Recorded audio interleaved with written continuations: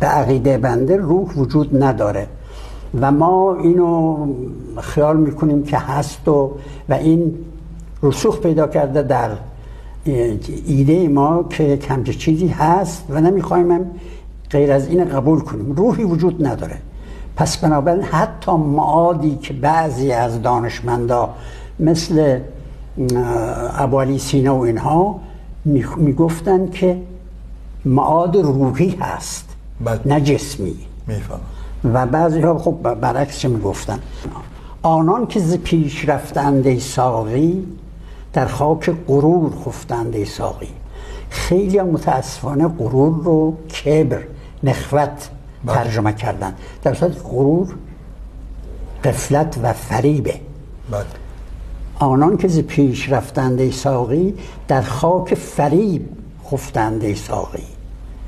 فریب خورده رفتن زیر خاک. رو باده خور و حقیقت از من بشنو، باد است هر آنچه گفتند ای ساقی.